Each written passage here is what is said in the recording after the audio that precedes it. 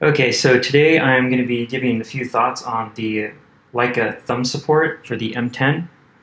It's model number 24014, and I've got another agenda here. So first thing I'm going to do is I'm going to go over the thumb grip itself, a couple of pros and cons, and then I'll talk about the benefits of having a modular system where you have a thumb grip that clips on and then a hand grip.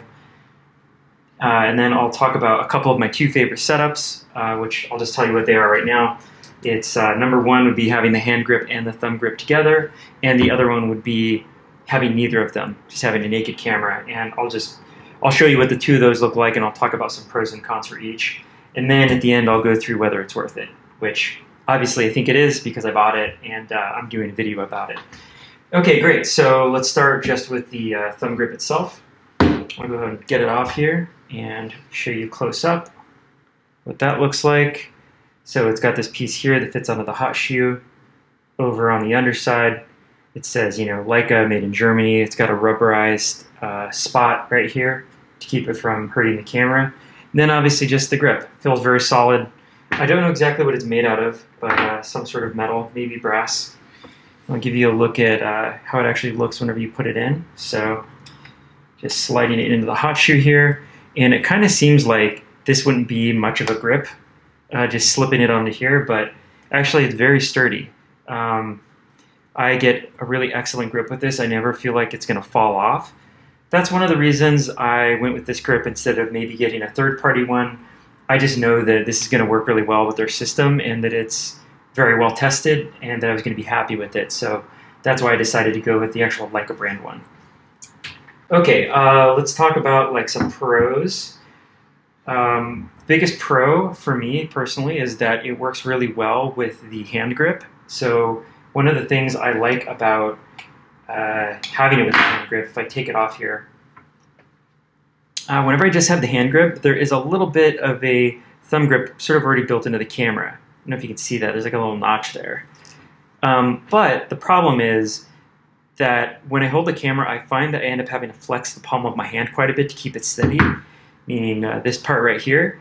And as I'm flexing that, it's also flexing this finger and making it a little bit less fluid for me to be able to go up and down from the shutter.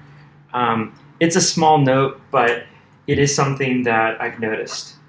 So whenever I have this thumb grip on, what I really like about this combination is that, that's what thumbs are built for. They're really great for gripping things. And so whenever I have this extra support there, I find that where I'm flexing is I'm flexing my thumb and I'm flexing these fingers, and it makes it much easier for this finger just to be very relaxed. So then it's a lot easier for me as I'm shooting to just have this relaxed finger going up and down from the shutter. It's also just a lot easier if I decide I'm going to shoot wide open for an entire shoot. I can just put that there, set the focus. If I have something in my other hand, it's very easy now for me to just turn the camera on, be able to, aim and then shoot.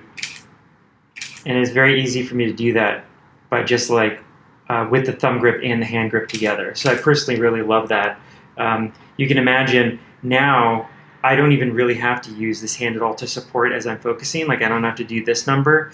I can just keep this hand separate, focus on focusing, and then with the grips over on this hand, it's just so solid that I don't really have to use my other hand at all. So I really love that. Okay, I'm going back and recording this because I realized I forgot to talk about some of the cons of having the thumb grip.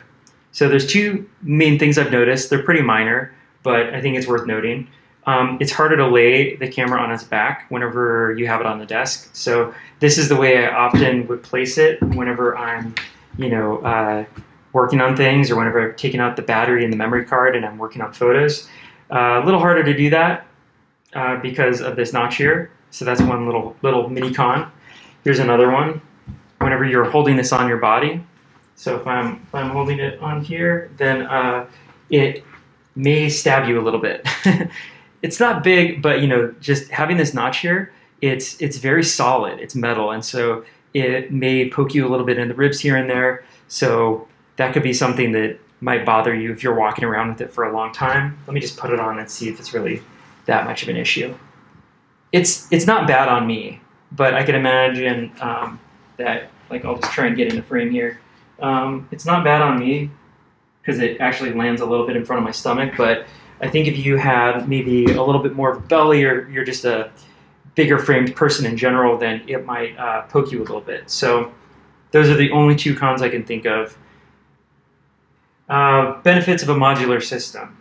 So I think one of the things that probably crosses a lot of people's minds as they start to invest in a Leica camera, any of the models, whether it's one of the old M bodies or one of the new, that are film, or one of the new digital ones, is that this grip with, a Nikon or a Fuji or, a Sony, it tends to come for free, right? It comes with the camera. You don't have to buy it separately and spend a couple $100s. And so it can feel kind of annoying, except that it's a really good build quality and they're uncompromising.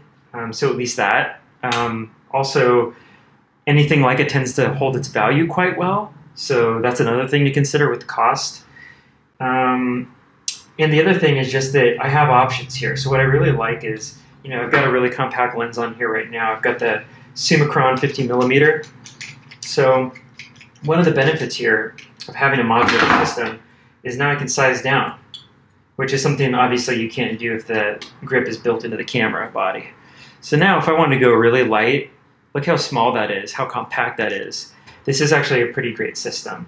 So I personally think that having a modular system where you can add and take away things is pretty great, even though for most users, you're going to find that there's a certain setup that works for you.